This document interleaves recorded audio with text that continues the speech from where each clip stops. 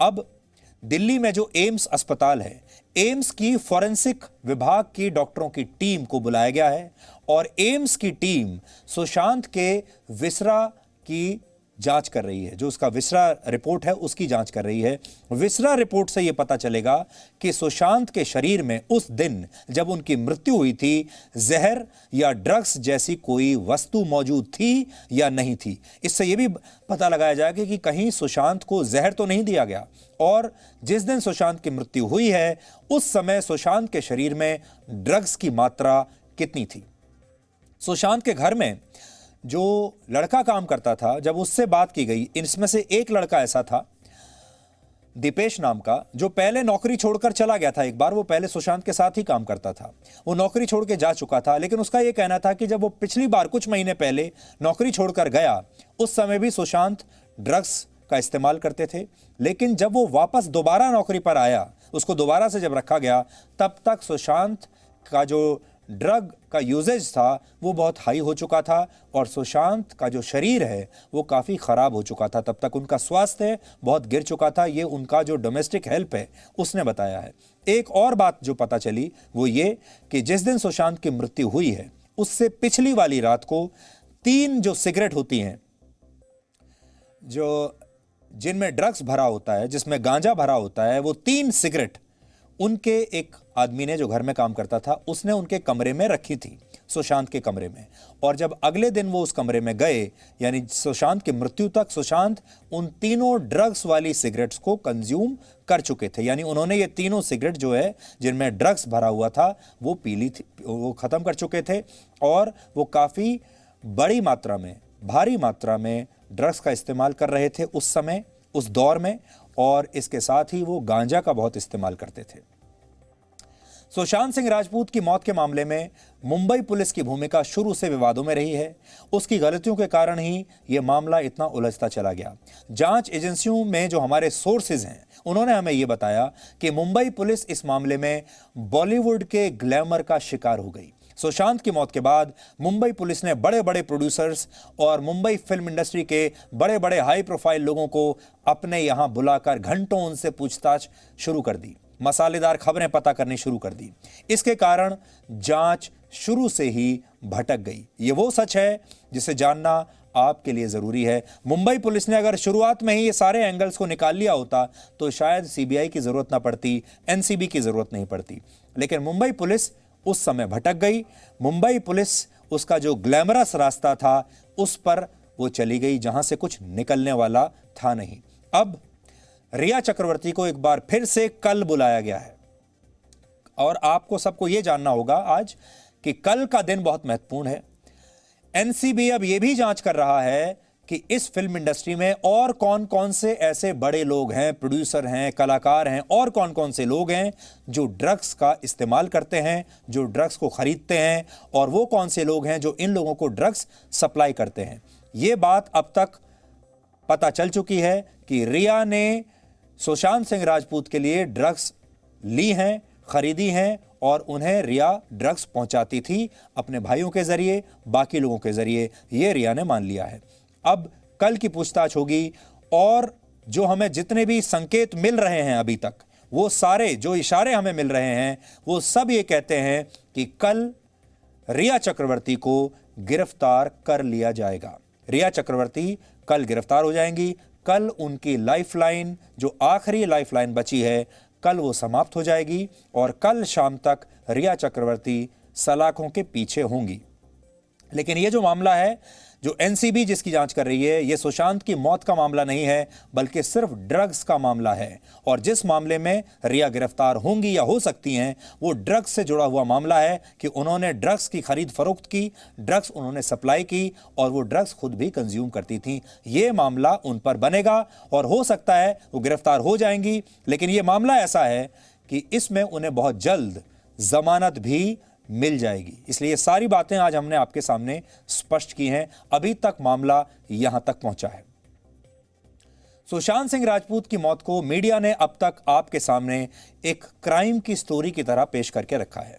पहले नेपोटिज्म यानी परिवारवाद का एंगल आपको दिखाया गया कि ये सब कुछ फिल्म इंडस्ट्री में परिवारवाद की वजह से हुआ। कुछ प्रोड्यूसर्स सुशांत के पीछे पड़ गए थे, काम नहीं दे रहे थे, इसलिए उन्होंने आत्महत्या कर ली। बाद में रिया चक्रवर्ती का एंगल आया कि रिया चक्रवर्ती ने ये सब कुछ कराया, जिसकी जांच अभी हो रही है। और इसके बाद ड्रग्स का एंगल सामने आया, जिसकी जांच अब हो रही है। कोई भी लेकिन इसके सामाजिक और पारिवारिक पहलू पर बात नहीं कर रहा, और वही सबसे महत्वपूर्ण बात है जो आपसे भी छूट गई। इस पर ध्यान देना बेहद जरूरी है ताकि हमारे और आपके परिवार और परिचितों में अब कोई और सुशांत इस तरह की मौत ना मारा जाए, क्योंकि सुशांत सिर्फ एक व्यक्ति नहीं है। सुशांत जैसे हमारे देश में लाखों करोड़ों युवा हैं जो सुशांत की तरह सपना देखने के लिए, अपने जीवन में कुछ बड़ा करने के लिए अपने अपने घरों को छोड़कर बड़े बड़े शहरों में आते हैं। वो पैसा कमाना चाहते हैं, चकाचौंध भरा जीवन जीना चाहते हैं। हमारे समाज की आज की समस्याओं के बारे में काफी बातें हमारे पुराने ग्रंथों में भी लिखी गई हैं। रामचरितमानस में गोस्वामी तुलसीदास ने लिखा है, धीरज धर्म मित्र अरुनारी, आपद काल परखिए चारी। यानी बुरे समय में व्यक्ति के धीरज यानी धैर्य, धर्म यानी संस्कारों या उसके कर्तव्यों, मित्र और नारी, नारी यानी उसके पार्टनर की परीक्षा होती है। इस बात को समझने के लिए आपको एक कहानी सुनाते हैं। छोटे शहर का एक लड़का एक दिन बड़े शहर में पहुंचता है। वहां पर वो देखते ही देखते लाखों करोड़ों में खेलने लगता है, जो कि उसका बचपन से सपना था। बड़े बड़े लोगों के साथ उसका उठना बैठना हो जाता है। कामयाबी की चकाचौंध में वो इस कदर खो जाता है कि अपने परिवार से ही धीरे धीरे दूर होता चला जाता है। उसे अपनी कामयाबी अच्छी लगती है, उसके नए दोस्त बन जाते हैं, जीवन में नए पार्टनर्स, नया प्यार आ जाता है। लेकिन जैसे ही उसका बुरा वक्त शुरू होता है, तस्वीर बदलने लगती है। ऐसे समय में सबसे पहले धीरज यानी धैर्य की परीक्षा होती है। अक्सर सफलता की दौड़ में लोग धीरज की आदत खो बैठते हैं, क्योंकि उन्हें सफलता की सीढ़ियां जल्दी जल्दी चढ़नी होती हैं। उनके पास समय नहीं है, उनके पास धैर्य नहीं है, उन्हें तुरंत कामयाबी चाहिए, क्योंकि वो 2020 के युग में जी रहे होते हैं। तुलसीदास के अनुसार दूसरी परख होती है धर्म की। यहां धर्म का मतलब धर्म से, रिलीजन से नहीं है, जिसे हम अक्सर समझ लेते हैं। धर्म का अर्थ है सही और गलत को परखने की, समझने की क्षमता। वो भी धर्म ही कहलाती है। आपको आपका कर्तव्य बोध है या नहीं, वो भी धर्म कहलाता है। आपके कर्म कैसे हैं, वो भी आपका धर्म है। इसका संबंध जीवन के अनुशासन से है, सही और बुरे के बीच फर्क करने की क्षमता से है। कठिन समय में धर्म की भी परीक्षा होती है। बुरे वक्त में मित्रों की परख होती है। वो नौजवान जो हाई प्रोफाइल दोस्तों के बीच में उठता बैठता था, बुरे समय में उसके सारे दोस्त अचानक गायब हो जाते हैं, क्योंकि वो सारे दोस्त अच्छे समय के होते हैं। वो सारे दोस्त पार्टी करने वाले दोस्त होते हैं। वो सारे दोस्त यूरोप में छुट्टी मनाने वाले दोस्त होते हैं। वो सारे दोस्त प्राइवेट जेट में घूमने वाले दोस्त होते हैं। वो सारे दोस्त वो होते हैं जो उसके जरिए पैसा कमाना चाहते थे, उसके साथ ड्रग्स पार्टीज करना चाहते थे। जैसे ही परेशानी शुरू हुई, सबसे पहले ये मित्र छोड़कर चले गए। जिसे वो अपनी गर्लफ्रेंड समझता था, पार्टनर समझता था, फिर अपना उसका साथ भी छूट जाता है। उसके पास अब ना तो शानदार करियर है, ना गर्लफ्रेंड है, ना मित्र हैं और ना परिवार है। सब कुछ छूट गया और अब उसे ये समझ में नहीं आता कि वो किस पर विश्वास करे और इसके बाद क्या करे। एक ही चीज उसको समझ में आती है, वो ये कि वो ड्रग्स लेनी शुरू कर देता है, जो कि उसे एक काल्पनिक जीवन में ले जाती है। ये कहानी आपको कुछ सुनी सुनाई सी लग रही होगी। हो सकता है आपके परिवार या किसी परिचित के घर में भी ऐसा हो चुका हो या ऐसा हो रहा हो। अभिनेता सुशांत सिंह राजपूत की कहानी में आज पूरे देश को इतनी दिलचस्पी है, तो उसके पीछे यही कारण है। सुशांत की कहानी का एक सामाजिक पहलू भी है, उस पर आज बात होनी जरूरी है। आप लोग भी घर घर में जो सुशांत की बात कर रहे हैं, घर घर में हर परिवार में जो सुशांत की बात होती है, वो इसलिए होती है कि देश के हर परिवार को ऐसा लगता है जैसे सुशांत उसके परिवार का ही लड़का हो, जैसे सुशांत उनके परिवार का कोई सदस्य हो। क्योंकि हर परिवार में एक ना एक बच्चा ऐसा जरूर होता है जो बड़े सपने देखता है, एक दिन अपने परिवार से दूर जाकर, अपने छोटे शहर गांव से दूर जाकर बड़े शहर में अपने सपनों को पूरा करता है और फिर धीरे धीरे सबको भुला देता है। आपको याद होगा, प्रधानमंत्री मोदी ने लाल किले से अपने पहले भाषण में कहा था कि समय आ चुका है कि माता पिता बेटियों की बजाय अपने बेटों से भी पूछें कि कहां जा रहे हो, क्या कर रहे हो। आज जब हम ये बात कर रहे हैं तो आपको प्रधानमंत्री मोदी के भाषण का वो हिस्सा जरूर सुनना चाहिए जो उन्होंने आज से कुछ वर्ष पहले कहा था। मैं आज इस मंच से हर मां बाप से पूछना चाहता हूं कि आपके घर में बेटी 10 साल की होती है, 12 साल की होती है, माँ और बाप चौकन्ने रहते, हर बार पूछते हैं कहां जा रही हो, कब आओगी, पहुंचने के बाद फोन करना। बेटी को तो सैकड़ों सवाल मां बाप पूछते हैं, लेकिन क्या कभी मां बाप ने अपने बेटे को पूछने की हिम्मत की है?